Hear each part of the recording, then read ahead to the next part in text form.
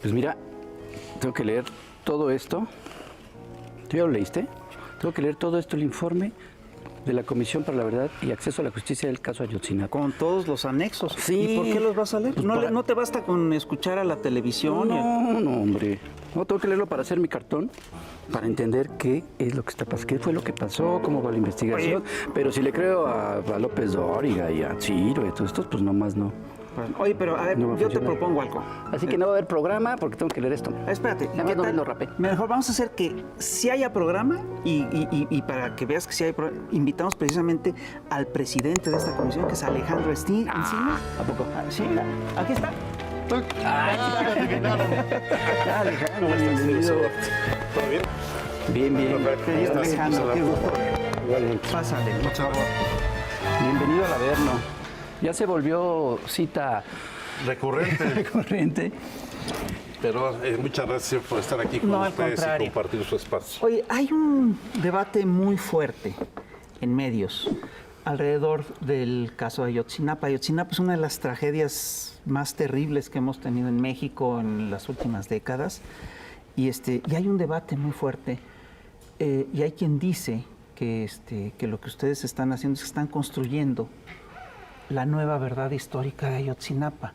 Yo te preguntaría... No, peor que eso. Estás diciendo que lo que están presentando sí. es lo mismo que la verdad histórica. Sí. Es más, hace un año dijeron exactamente lo mismo. Fue la misma discusión. Yo creo que es una discusión entre quienes fueron cómplices en la construcción de la verdad histórica y la han defendido en los medios hasta la fecha, y quienes estamos construyendo un proceso que permita conocer realmente qué pasó y que no solamente se castiguen a los responsables, sino que también se encuentre a los muchachos. Y hay diferencias sustantivas desde las más elementales. La verdad histórica dice que los jóvenes iban a reventar el informe de la presidenta del DIF municipal, cuando todas las autoridades sabían, desde la salida de los estudiantes de la normal en Tixla, que iban a tomar camiones para poder asistir a la marcha del 2 de octubre de ese año en la Ciudad de México. Hay diferencias abismales. Esta idea de que los 43 estudiantes fueron asesinados y cremados en el basurero de Cocula, cuando todas las evidencias que hemos acreditado demuestran que después de la salida de la terminal de autobuses de los muchachos, nunca estuvieron juntos los 43. Y que operaron distintas células del grupo delictivo de Guerreros Unidos con apoyo de distintas autoridades de diferentes órdenes de gobierno, por lo menos en 3 grupos, y que después de la orden de la desaparición, los muchachos pudieron ser dispersos en 9 municipios, en territorio de 9 municipios de la zona de Iguala. Pero hay una que es muy importante. Nosotros no torturamos a nadie. Nosotros no sembramos pruebas. Nosotros no fabricamos culpables. Nosotros no hemos creado falsas evidencias. Hemos actuado con ética. Y con ética, como lo he dicho, con profesionalismo, porque evidentemente remontar una verdad histórica que generó desconfianza, una percepción negativa en la sociedad, pues requiere que se haga un esfuerzo para cambiar esa opinión. Y lo que hemos hecho ahora en este segundo informe es acreditar párrafo por párrafo cuál es la fuente de origen, cuáles son las pruebas acumuladas, quién ofrece ese testimonio, cuál es la intercepción de comunicaciones de la DEA que acredita hechos de autoridades antes y durante la desaparición de los muchachos, con lo cual hay plena consistencia para que el proceso de judicialización avance. Creo que hay diferencias sustantivas que de alguna forma pueden desconocerse, no se pueden minimizar, y vamos a demostrarlo, ya no ahora por parte de la Comisión, sino que la Fiscalía Especial en el proceso de judicialización consolide esta investigación. Y ahí vamos. También aquí una de las diferencias sustanciales es que aquí sí hay autoridades detenidas, autoridades que incurrieron en distintos delitos, desde la omisión, porque todas las autoridades estaban plenamente informadas de las actividades de los estudiantes, desde antes del día de los hechos, porque pues, la Escuela Normal de Ayotzinapa ha sido sujeta de un seguimiento del gobierno federal, del gobierno del estado, de gobiernos municipales, porque ha sido una normal que ha estado en confrontación y en litigio permanentemente con las autoridades.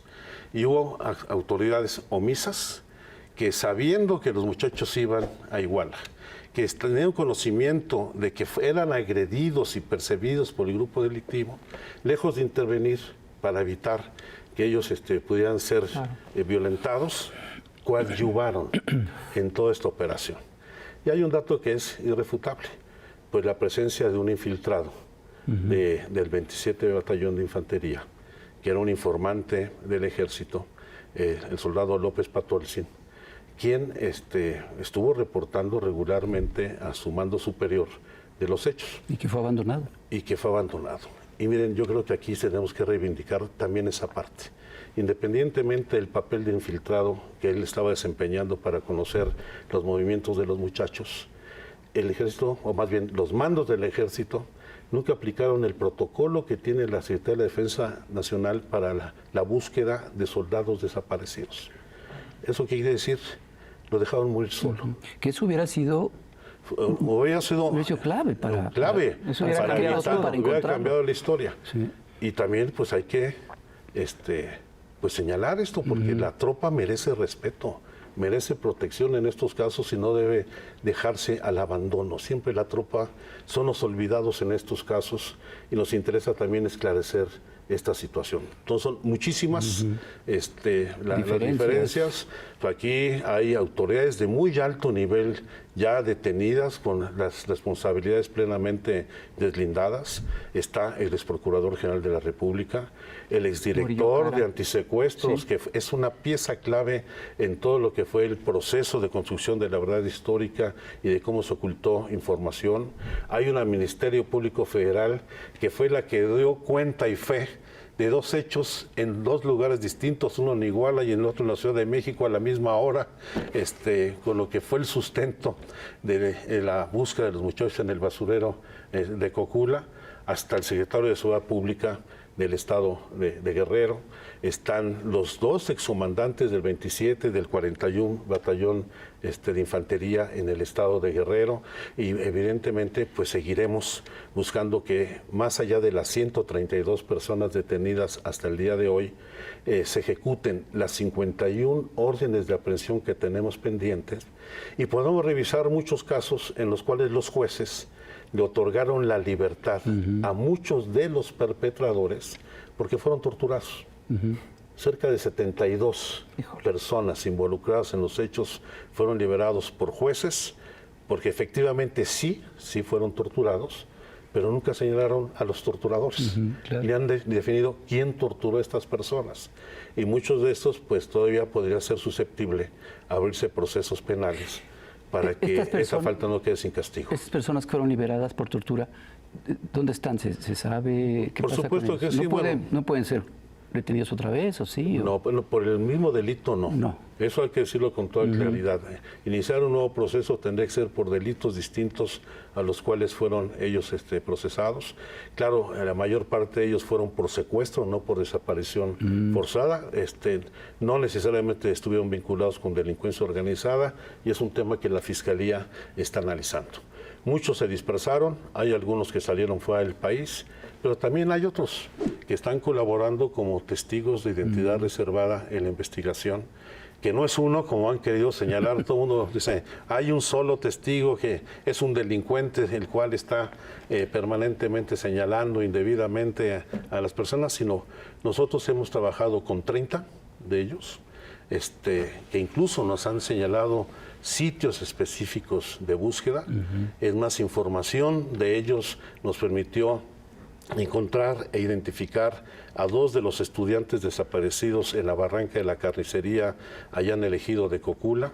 Han ido haciendo declaraciones respecto al modus operandi, no solamente el día de los hechos, sino cómo se fueron moviendo posteriormente todo el grupo delictivo. Y dentro de esos grupos delictivos no me refiero a los que eran integrantes directamente de Guerreros Unidos, porque estamos hablando de los policías municipales de Iguala, de Cocula, de Huitzuco, de Tepecuacuilco, que eran parte de la estructura delictiva y cómo hubo asociación con elementos de la Policía Federal, de la Policía Estatal, de la Policía Ministerial de Guerrero y con elementos del Ejército Mexicano. Eso jamás lo refirió la verdad histórica, que lo que pretendió hacer es darle carpetazo, claro, señalar a unos cuantos responsables y esconder toda esta telaraña de complicidades e intereses que implica no solo en sí mismo en los hechos de la desaparición, sino la operación de un grupo delictivo que trasladaba droga desde la Sierra de Guerrero, pasando por Iguala, hasta la ciudad de Chicago. Este no es un asunto solamente del expresidente municipal de Iguala, sino la colusión de intereses de corporaciones, instituciones, en donde lamentablemente pues hay enormes rastros de la corrupción en la que incurrieron muchas autoridades de distintos órdenes de gobierno. Creo que la primera gran diferencia con la verdad histórica es lo que tú has dicho muy claramente, y lo has dicho aquí en Chamuco TV, que fue el Estado. Sí fue el Estado. Sí, hay que reconocerlo. No es que es el Estado mexicano, el presidente de la República dio la orden. No, instituciones del Estado, desde una alcaldía, las policías municipales, las fuerzas de seguridad locales y federales se coludieron para cometer este crimen. Y eso lo que para encubrirlo. Esa se cometió y posteriormente esa es la segunda desaparición. Y ahí sí el presidente de la República tiene una Lo que hemos acreditado ahora es como hubo dos ámbitos de trabajo de la autoridad federal. Los primeros días evidentemente se concentraron las reuniones en el 27 Batallón de Infantería en Iguala. Hubo otras reuniones en la Procuraduría General de la República, pero como esto fue subiendo a lo que se ha denominado la Junta de Autoridades, donde en la residencia oficial de Los Pinos es donde se construyó la verdad histórica, de la cual también hay que decirlo, ha asumido plenamente su responsabilidad el ex procurador general de la República, el innombrable, en lo que no puedo... No digas. Bueno, y el otro, y han asumido esa responsabilidad, pues, lo dijeron en una conferencia de prensa. Yo tengo que decir que en las entrevistas que he sostenido con uno de ellos, con el ex procurador, él reconoció haber acuñado el término de verdad histórica, ya asumió su responsabilidad. También hay que decirlo con toda claridad, porque aquí no tenemos nada que ocultar. Pues otra verdad es que tenemos que hacer una pausa, pero antes vamos a ver a Cintia Bolio, la chamuca, y regresamos. Muy bien.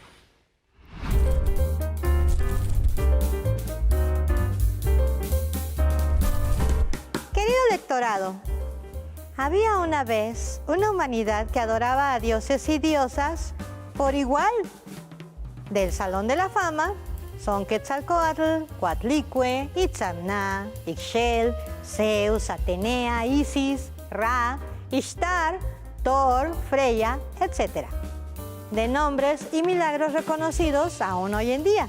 Y sin embargo, en algún patriarcal momento se impusieron las religiones monoteístas vigentes, más recientes, que jerarquizaron al hombre Dios creador por encima de la mujer. Y las diosas fueron eliminadas, borrando nuestra representación de la espiritualidad organizada en estas instituciones. Dado que de los libros religiosos se derivan paralelamente los libros de leyes y los de historia, apuntalan la machista idea de que las que parimos a todo mundo somos la otredad, lo que no es hombre, Dios, creador, y por lo tanto subhumanas para cosificar, tutelar y explotar. Pues oigan, no.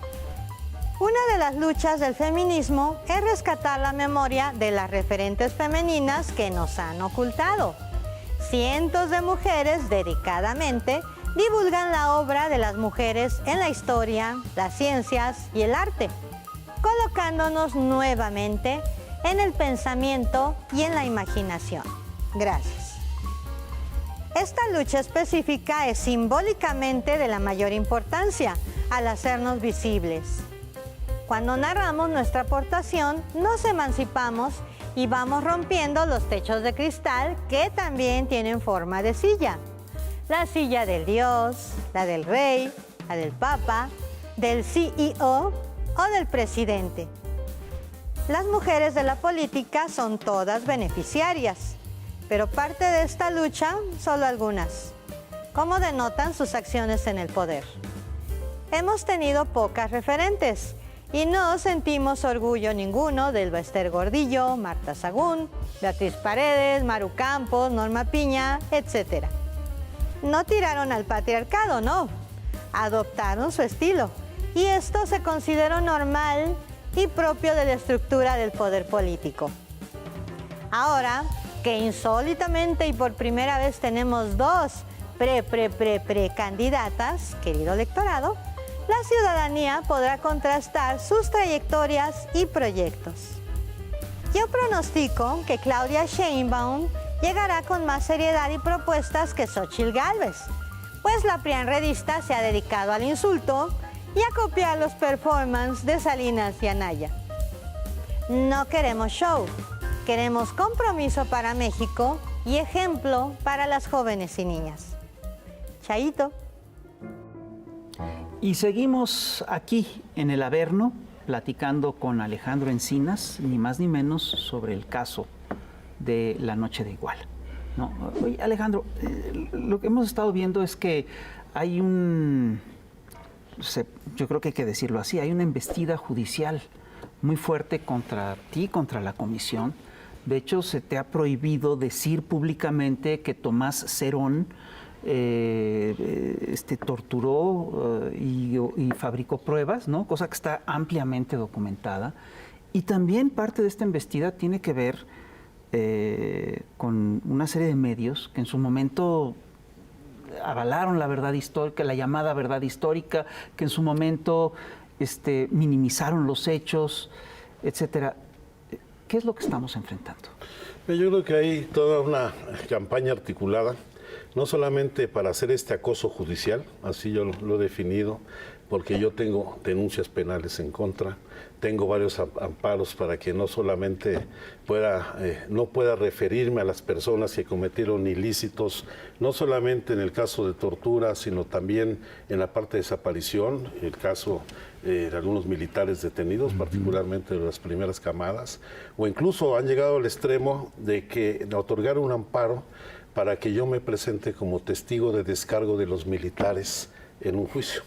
Creo que ustedes van a acompañar en una de esas. También estamos por un programa del Chamuco. Por un programa, el programa anterior de Chamuco, que parece increíble. Y junto con ello, toda una campaña de los eternos defensores y cómplices, yo digo, de la verdad histórica, que fueron beneficiarios de esas relaciones con el poder y particularmente con la Procuraduría y sus operadores, que lo que buscan, además de este acoso judicial, es generar una especie de intimidamiento, de amedrentarnos para que contengamos las investigaciones que estamos llevando a cabo. Yo tengo muy claro que en este cargo, pues no estoy para ser amigos. Pues no. El encargo que me ha dado el presidente es avanzar en conocer la verdad de los hechos, buscar a los responsables y darle satisfacción a los padres y madres de familia sobre la verdad y la justicia que merecen ellos. Y no nos van a amedrentar. Ahora sí que ni tenemos miedo ni estamos cansados. Vamos a seguir trabajando en esto, pero sí con mucho cuidado, porque, por ejemplo, las declaraciones en un medio de los abogados de los militares en estos días, señalando que si no es ahora, será una vez que yo deje de tener la protección del presidente o de la secretaria de Gobernación, porque los delitos que me atribuyen, que no los he cometido, por supuesto, no prescriben. Pues la idea de intimidar, de amedrentar. Por supuesto, pues estamos pisando muchos callos y grupos de interés que durante mucho tiempo tuvieron impunidad absoluta. Yo estoy consciente de ello, pero no por eso vamos a dejar de hacer nuestro trabajo. Yo sí creo en los cambios, que estamos en una verdadera transformación del país y eso implica pues, asumir las responsabilidades plenamente sin distraernos en el amedrentamiento en que nos quieren envolver. Decíamos hace un rato que por primera vez por parte del gobierno se acepta que fue el Estado, como bien dices tú, no fue planeado por el Estado, pero sí, por lo menos sí encubierto. Así es. Y sí hubo responsabilidad. Y el Estado intervino. Y en la reciente manifestación que hubo, en la valla que se puso frente al Palacio Nacional, pintaron, fue el Ejército. Ha habido este reclamo de que el Ejército no ha dado la información que tiene y el presidente pues ha insistido en ello. ¿Qué pasa ahí? ¿Realmente no han dado toda la información? ¿Van a dar más? ¿Cómo Yo creo está que eso? sí nos han dado un número importante de documentos. Bueno, no solamente nos han dado, hay que señalarlo. Nosotros hemos ingresado a los archivos de la Secretaría de la Defensa Nacional desde las oficinas centrales. Yo tengo que reconocer, revisamos, yo participé directamente en esas revisiones en la oficina de la ayudantía del secretario de la Defensa Nacional, en la sección segunda de inteligencia, que es una oficina que está al lado del secretario, en donde encontré, y así lo digo yo porque también hay que decirlo con claridad, los 2 documentos de intervenciones telefónicas que hemos hecho públicos que dan cuenta de cómo se operaron los grupos delictivos y algunos funcionarios en la desaparición. Y hemos estado pues, en todos los cuarteles de Guerrero, tanto en Iguala, en Chilpancingo como en Acapulco, en Pie de la Cuesta. Hemos estado también en las instalaciones de la Marina, en el área de inteligencia, en operaciones especiales, la base de operaciones especiales en el Estado de México. Hemos ingresado a un buen número de archivos donde hemos acumulado más de 18,000 documentos solo de la Secretaría de la Defensa Nacional. Por supuesto, hay un cuestionamiento por parte del GIEI respecto a que se perdieron los números consecutivos de los folios, que ahí hay una discusión respecto a si hay que son consecutivos sobre el mismo tema o no. Incluso en el informe que presentó el Estado de la Defensa Nacional, sale una fotografía justamente cuando estamos, no la había visto nunca, cuando encontré esos documentos, y lo cierto es que revisamos todo ello. Y yo creo que es muy importante que eso se esclarezca y que toda la información que se tenga en todas las instituciones del gobierno federal continúe buscándose. Incluso el día de la reunión con los papás, el presidente les dijo que se iba a seguir buscando información en los archivos de Sedena, de Marina, del Centro Nacional de Inteligencia. Lo ratificó, lo dije yo públicamente el día del informe, ese mismo día, antier por la mañana en el gabinete, porque nosotros no podemos cerrar absolutamente ninguna de nuestras áreas de trabajo.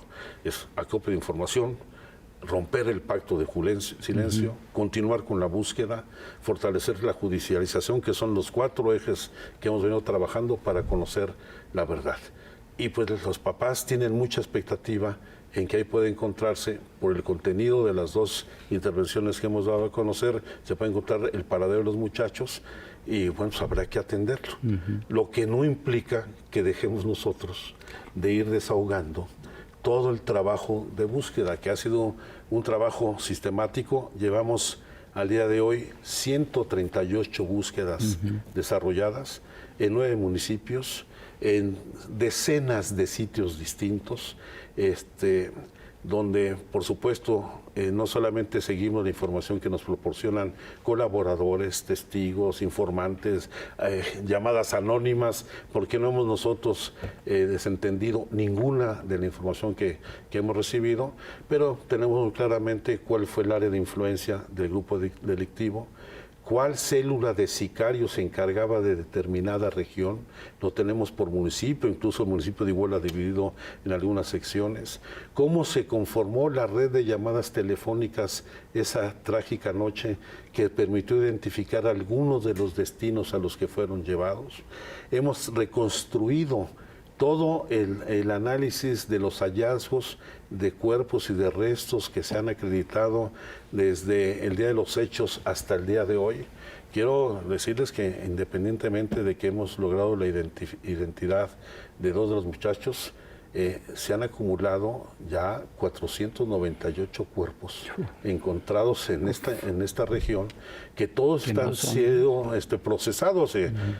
Ahí 52 de ellos han regresado con sus familiares. También hay que decir que esta labor es de búsqueda en donde hay que reconocer también el trabajo de los colectivos, de las madres buscadoras, de los otros desaparecidos de Iguala, que han hecho una labor muy importante de búsqueda. Ha servido a los trabajos de esta comisión para conocer pues todo este universo y poder identificar a estas personas. Entonces, vamos a seguir trabajando muy detenidamente, porque no vamos a descansar en la tarea de seguir buscando a los muchachos, conocer su paradero y al mismo tiempo que la judicialización termine. Y aquí creo que una de las mayores aportaciones que estamos haciendo en este informe, en donde ya toda la reconstrucción de los hechos se ha concretado desde la salida de los muchachos, primero en la mañana a Chilpancingo, su regreso, y luego la salida a Iguala, hasta la desaparición. Creo que se ha ido reconstruyendo con los trabajos que hizo la Comisión Nacional de Derechos Humanos, las investigaciones del GIEI, otras que han hecho organizaciones no gubernamentales como el Centro PRO, todas las que hizo en su momento la Procuraduría y la nuestra, que nos llevó más de un mes todo el trabajo de reconstrucción, desde la salida hasta el momento de la desaparición y el seguimiento de los puntos donde creemos que fueron llevados los muchachos. Creo que ha quedado cada vez más esclarecido. Habrá que seguirlo afinando. Pero eso nos permitió identificar a 434 personas con nombre y apellido, de entre quienes participaron en la desaparición y quienes participaron en la segunda desaparición, que es la verdad histórica. Y los tenemos plenamente identificados de a qué grupo delictivo pertenecía, si era de Guerreros Unidos, si era de los Rojos, si estaba con la familia michoacana. Tenemos a las autoridades municipales involucradas, particularmente a las de Iguala, a todas las policías municipales de Iguala, Cocula, Tepecuacuilco, Huitzuco, en quién, cómo, cuándo, dónde operaron con sus redes de llamadas. Tenemos ubicados a los policías federales, a los policías ministeriales, a los elementos de las Fuerzas Armadas, a los funcionarios del gobierno del Estado que intervinieron en estos hechos y a todos quienes construyeron la verdad histórica. Ese anexo no es público, se le entregó ya a la Fiscalía porque ahí están identificados plenamente todos los actores que tuvieron algún tipo de responsabilidad en la desaparición o en la construcción de la verdad histórica. Una pregunta. Una de las consignas fundamentales del caso de la gente es: vivos se los llevaron, vivos los queremos. ¿Existe la posibilidad de encontrar vivos a los muchachos? Yo he sido muy sincero, franco con los padres y madres de familia. Lamentablemente no tenemos ningún indicio que nos permita afirmar que los muchachos están con vida. Por el contrario, todas las evidencias, testimonios de los propios perpetradores dan cuenta de que los muchachos fueron ultimados y fueron desaparecidos. Y yo creo que ahí sí tenemos que actuar con mucha responsabilidad. Yo se lo he dicho a los padres, no queremos generar falsas expectativas, una esperanza que pues, en realidad no se corresponda con la realidad, porque como siempre hemos dicho, siempre diremos la verdad, por dolorosa que ésta sea. Y lamentablemente no tenemos ningún indicio de que los muchachos estén con vida. Seguimos aquí en Chamuco TV, estamos platicando con Alejandro Encinas. Alejandro, nos decías hace un momento que ya hay una lista de nombres de personas... 434. 434 involucradas en lo que sucedió en Ayotzinapa y que ya se entregó eso a la Fiscalía, con la idea de que proceda legalmente, ¿no? ¿Hay confianza en la Fiscalía? ¿Y qué pasó con el anterior fiscal? Bueno, yo quiero saber... Acaba de hacer unas declaraciones que de plano dice que se dinamitó pues el caso de Iguala por parte de ustedes. ¿Qué pasa? Bueno, en primer lugar hay confianza en la Fiscalía. Creo que el fiscal Rosendo Gómez Piedra ha asumido no solamente con mucha firmeza, sino con mucha entereza su responsabilidad y está avanzando con resultados importantes en la investigación. Yo ahorita me voy a referir a él. Yo estoy sorprendido por las declaraciones que recientemente hizo el anterior fiscal Omar Gómez Trejo respecto a que se dinamitó la investigación, señalando que hubo una reunión que efectivamente, como hemos tenido muchas, en donde estaba el fiscal, el señor presidente, el presidente de la Corte, el secretario de Gobernación, un servidor, porque se trabaja pues, de manera coordinada y más si necesitamos entender que este es un asunto de Estado, no es un asunto del Poder Ejecutivo, de la Fiscalía. Este es un asunto del Estado mexicano que requiere de la acción enérgica y coordinada de todas las instituciones del Estado. Yo no veo por qué eso sea un problema. Y señala que él mismo reconoce que no atendió la instrucción que le daba el fiscal general, la Fiscalía es autónoma, nosotros no tenemos injerencia para iniciar, hacer todo el pliego de consignación contra los procuradores. Él dijo que no había elementos para hacerlo. Y sin embargo, se hizo, y se hizo de manera consistente y eficaz, que no solamente ahí está la detención, sino que se ha ido fortaleciendo todo el proceso en su contra en todo este último año de trabajo. También cuestiona el hecho de que se hayan retirado algunas de las órdenes de aprehensión, que a juicio, ahí sí no intervino el actual fiscal, sino del fiscal general, no tenían la consistencia suficiente para que pudieran proceder.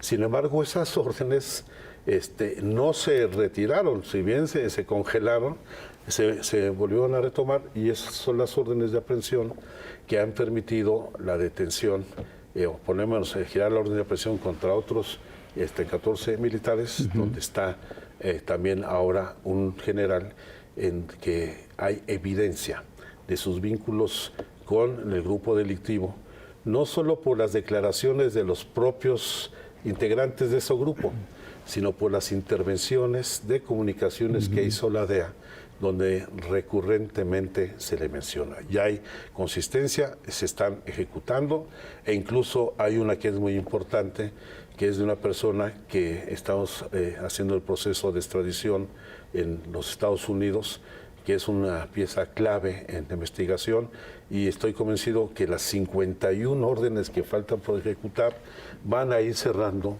este ciclo. Creo que el trabajo va muy bien. Yo quiero decir que con Gómez Trejo tuvimos una relación abierta desde un principio. Cuando se dio su nombramiento, yo siempre dije que íbamos a dar todo nuestro apoyo a la Fiscalía, y así fue. Así fue en todas las labores de búsqueda, donde la parte ministerial descansa en ellos, pero la parte operativa y logística descarga fundamentalmente en el apoyo que da la Comisión por la Verdad y la Justicia. Desde la seguridad perimetral, mucho de la fuerza de trabajo. Yo quiero aquí aprovechar para hacer un reconocimiento a los peritos de la Fiscalía, que hacen un trabajo extraordinario. Es ese trabajo que no se ve, pero que pasan jornadas durante 15 días, 3 semanas consecutivos en lugares no solamente con un clima adverso, sino de alto riesgo, porque se está trabajando en las zonas de disputas o de operación de los grupos delictivos, y hacen un trabajo estupendo, eso quiero reconocerlo. Pero también creo que teniendo Omar una formación fundamentalmente en el ámbito de los derechos humanos, no tuvo una experiencia, no había tenido una experiencia propia en la litigación.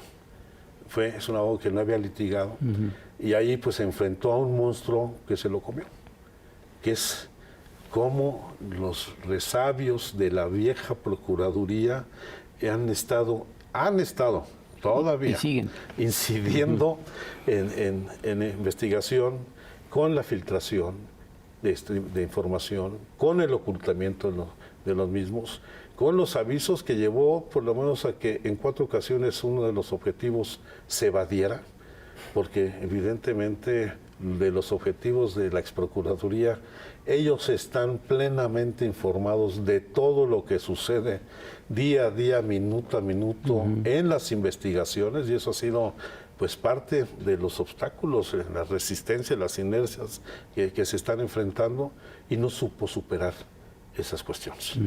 Y eso llevó a que perdiéramos testigos, a que liberaran a responsables por no haber hecho un proceso adecuado.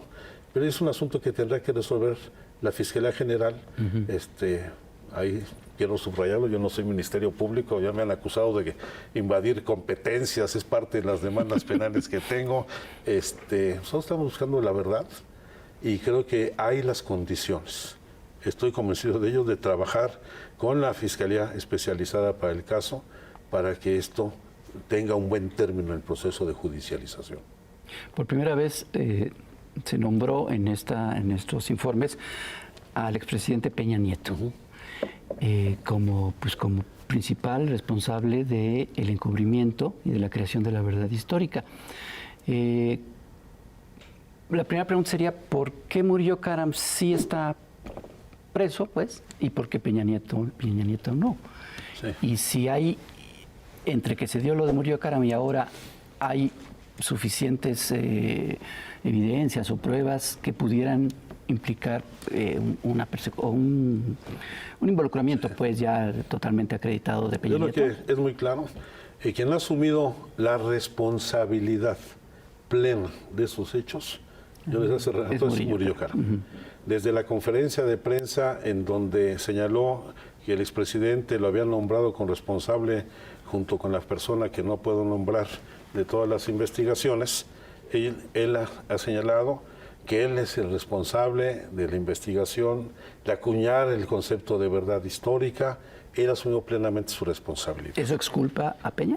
No que necesariamente lo es culpa, sino también porque la propia información que da el exprocurador es que más allá de lo que sucedió en el 27 Batallón o en la Procuraduría, sí existió estas reuniones de la Junta de Autoridades en Los Pinos, donde se discutía toda la parte de cómo enfrentar estos hechos, y la verdad histórica ahí se acuñó, hay que decirlo con toda claridad. Espero que la Fiscalía vaya deslindando estas responsabilidades. Hasta ahora el exprocurador ha asumido él toda la responsabilidad. Esto seguramente no me lo puede responder, pero en esta lista de nombres que dices que ya se entregó a la Fiscalía, ¿está el nombre de Peña Nieto? Sí. Y Bueno, no, voy a decir que Enrique N., porque por favor, si no ya... Sí, ya te pueden. O sea, está Enrique N. y Sí, Vidal porque N. no lo inventé yo, son las Aurelio N. declaraciones que se han ido presentando. O sea, no es un todos asunto de ocurrencia. Todos estos personajes que aparecieron en tu conferencia están Sí. ahí. Y vienen de los expedientes de la investigación. En todo esto lo que estamos viendo es un enfrentamiento de dos culturas distintas, jurídicas, judiciales, etcétera, dos formas distintas de abordar la justicia y de resolver estos casos. Hace poco, yo recuerdo que acaba de salir un tuit de una señora, Isabel Miranda de Wallace. Ese nombre sí se puede decir. Ese a mí me da entonces sí miedo lo podemos hasta decir, decirlo. bueno, pero que comenta sobre el video en el que vemos a un personaje que tú no puedes nombrar, pero que nosotros sí podemos nombrar, que es Tomás Herón. Que Tomás Herón es un momento en el que están torturando a una gente, le están dando de toques a un testigo.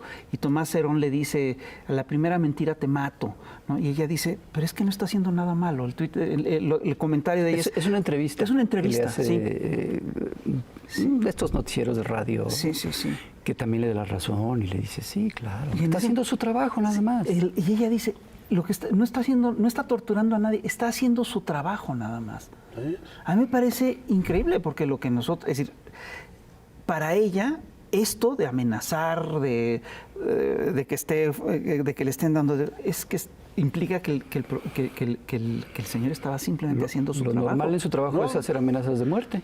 Y darle de toques, mientras le están dando de toques eléctricos a una persona.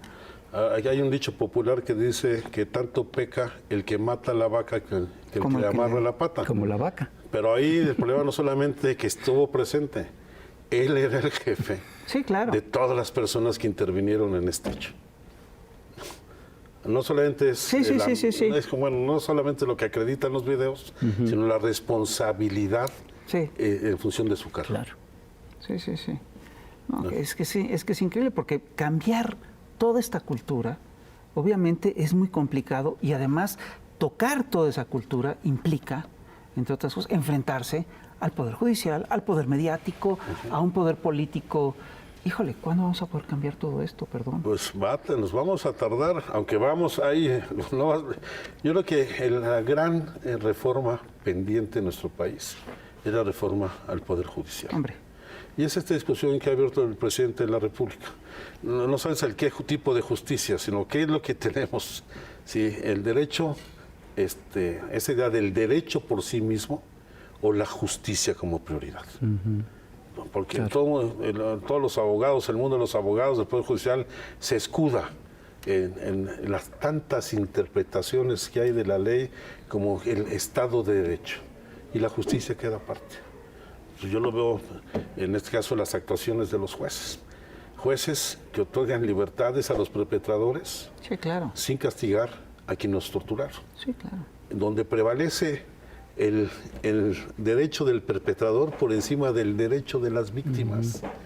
Y las víctimas se ven profundamente agraviadas. Pero esto además se da a toda escala, porque A toda escala. protegen al feminicida antes que a la víctima, protegen al torturador antes que al torturado, protegen a la multinacional antes que al usuario. Pues protegen al que quiere, al que tiene cómo comprar la justicia. Al que Y tiene- yo no quiero caer en el discurso de la derecha de que los derechos humanos son para defender a los delincuentes. No. No. El problema es que esta interpretación de la ley viola los derechos humanos Así es. realmente de las Así es. personas, Así es. que es un asunto distinto. Jueces que nos han dicho que el delito de desaparición forzada prescribe, cuando es una violación grave de los derechos y que son imprescriptibles y son delitos de lesa humanidad, por ejemplo. Jueces que les otorgan algunos fianzas de 10,000 pesos.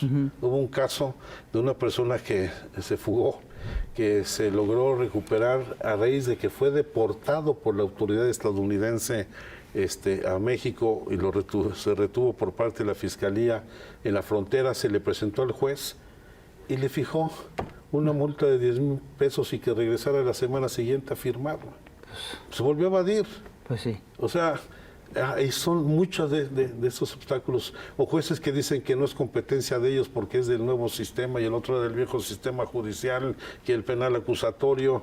Entonces, en esta maraña burocrática hay una vulneración profundísima de los derechos de las víctimas en particular. Oye, volviendo a esto de las reuniones en donde se fraguó la verdad histórica, tú mencionaste, y aquí creo que hubo confusión, dos tipos de reuniones. La reunión en Los Pinos con el presidente, donde se planea la verdad histórica, y otro tipo de reuniones en el batallón, Sí. ¿no? Donde estuvo García Harfuch. Así es. Y ya se hizo esto. Entonces, todo el mundo interpretó con que García Harfuch había estado En la en La las Comisión de reuniones Verdad Histórica. ¿Qué tanto en estas reuniones donde sí estuvo Harfuch se planeó, ahí se planeó la verdad histórica o ahí se planeó cómo implementarlo o qué fue lo que Es muy pasó ahí? sencillo. Hay 2 minutas. Son públicas esas 2 minutas del mes de octubre, de 2 reuniones que hubo en el 7 Batallón, donde no solamente se registran a todos los participantes, sino se ve el contenido.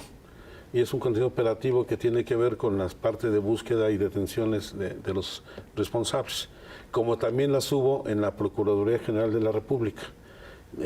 Yo creo que eso debe diferenciarse, porque esto que el fuego amigo y que todo el mundo tiene muy clara mi militancia y mi identidad política.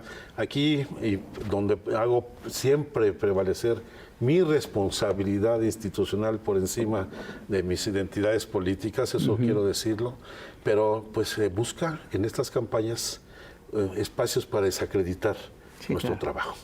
Yo lo he dicho, ahí está lo que hemos dicho, ahí están las 2 minutas, hasta el periódico El País las publicó ya hace tiempo, esto no es nada nuevo, pero se quiere, por supuesto, dar un sesgo para distraer del tema central que hemos señalado en este informe y las responsabilidades de los agentes del Estado que fabricaron la verdad histórica. Lo digo con toda claridad. Oye, ¿y cuál es la situación actual de Guerreros Unidos en el Estado? Bueno, hay una recomposición de todos los grupos delictivos en el Estado. Durante los hechos había 18 grupos delictivos operando en Guerrero, en distintas regiones. La disputa entre Guerreros Unidos y los Rojos se ha modificado, ya Guerreros Unidos se ha disuelto, ha sido denominado un nuevo grupo conocido como La Bandera. Los Rojos prácticamente están disueltos y se establecieron nuevas alianzas, donde ahora ha llegado ya el Cártel Jalisco Nueva Generación o el Cártel de Sinaloa, la familia michoacana, que son independientemente de los grupos de otras regiones como los Ardillos en la zona de Chilapa y de Tixtla o el SIDA en Acapulco. No me quiero meter en esas cosas que no son de mi comisión, pero también nos corresponde analizar el contexto. Claro. Hay una recomposición de los grupos delictivos, que ha aumentado incluso la beligerancia. Iguala es una zona estratégica para el trasiego de la droga desde hace muchos años, desde antes de los años 50 del siglo pasado. por su ubicación geográfica, las características orográficas del estado de Guerrero, los puntos de comunicación hacia el Estado de México, hacia Morelos, Puebla, el norte del país, la Ciudad de México, pues lo ha convertido en esta zona clave. Y por supuesto, se está haciendo el trabajo por parte del gobierno federal para combatir a estos grupos, pero Guerreros Unidos prácticamente está disuelto. ¿Y el exalcalde de Iguala, José Luis Abarca? Bueno, él sigue ¿Él está detenido. preso? ¿Ha colaborado, no sabes? Él desde un inicio ha mantenido la misma versión de que no tuvo responsabilidad de los hechos, de que la policía municipal le informaba que todo estaba tranquilo y bajo control, aunque pues evidentemente una personalidad, las características y el mando que tenía, pues no pudo dejar pasar por el desapercibido. Claro. Y menos aún cuando estaba perseguido por otros delitos. Él, dentro de los delitos que está enfrentando, es el de homicidio de Arturo Hernández Cardona, por ejemplo, un líder social que antes de estos hechos fue secuestrado y ejecutado ahí en Iguala, y que generó el primer foco de confrontación con los estudiantes de la Normal, cuando los estudiantes de la Normal fueron a reclamar por la desaparición de 3 dirigentes sociales, entre ellos Hernández Cardona, y que posteriormente aparecieron ejecutados. Que ese es uno de los 3 móviles que tú dices, posibles móviles, que no necesariamente son excluyentes. No son excluyentes, por supuesto. Uno es este ánimo de venganza del presidente municipal y de Guerreros Unidos contra los estudiantes por las confrontaciones que habían tenido. No fue la única, sino anteriormente. El hecho de que pudiera alguno de los camiones tener droga. Y todo lo que se muestra con algunas de las intervenciones de las comunicaciones que se obtuvieron de la DEA, en el sentido de la posible infiltración de elementos de los rojos entre los estudiantes, lo cual es absolutamente falso. Yo también lo quiero subrayar aquí. No hubo ningún vínculo de los estudiantes con ningún grupo delictivo, no iba ningún infiltrado más que el soldado Patolsin. Entre ellos no hubo comunicaciones, pues hicimos la revisión de 84 millones de llamadas telefónicas, no hay ninguna entre el grupo de estudiantes o alguna autoridad o algunos miembros del grupo delictivo, y pues, evidentemente la concurrencia de estos factores y la violencia pues que predominaba por estos grupos, pues llevó a estos hechos. Oye, y bueno, tú llevas 5 años. Ya casi en diciembre cumpliríamos los 5 años. Bueno, para no irnos 5 años atrás, pero por lo menos 1 año atrás. ¿Tú sientes, cómo te sientes tú? ¿Sí hay un avance? ¿Sí sientes que hay un avance o que estás dando? No, sí vamos avanzando. Vamos avanzando. Por supuesto, en toda la parte de judicialización, de identificación de responsables, las 35 últimas detenciones de este año han sido fundamentales. Pues la del propio procurador, la del director antisecuestro, la de los militares involucrados. ¿Cuántos militares están detenidos? Ahorita están detenidos 14. Nos faltan todavía por ejecutar otras órdenes de ese era otro de los argumentos del exfiscal, ¿no? Que él quería a 20 y nada más se iban a hacer 5 o algo así. No, hay otras órdenes que están por cumplimentarse, serán en total 22, hay que decirlo con toda claridad, pues no se trata de ocultar nada, sino hacer las cosas bien. Yo creo que se ha ido avanzando. Estamos insistiendo en las labores de búsqueda. Hoy estamos trabajando, todos los días trabajamos, salvo algún día que se les da descanso, particularmente al grupo de peritos que hacen, ya señalé yo, un trabajo extraordinario junto con los equipos de búsqueda con los que apoya la comisión. Y pues seguimos recibiendo testimonios de gente que colaboró y que participó en los hechos. Ahorita estamos trabajando en la zona de Iguala y de Cocula y en otros sitios señalados por presuntos perpetradores de la desaparición. En muchos casos no los encuentras porque ya no es una búsqueda tradicional de cuerpos en fosas clandestinas. Los que hemos encontrado básicamente son fragmentos calcinados. Eso multiplica el esfuerzo, la dificultad para encontrarlos, pero vamos a seguir haciéndolo, limpiando centímetro por centímetro cuadrado todas las áreas donde tenemos presunción de tener un hallazgo. Entonces ya se sabe qué fue lo que pasó. Yo estoy convencido que en la parte de reconstrucción de hechos, incluso cruzando todos los trabajos del GIE, los que hemos hecho, lo que ha hecho distintas organizaciones sociales, está esclarecido.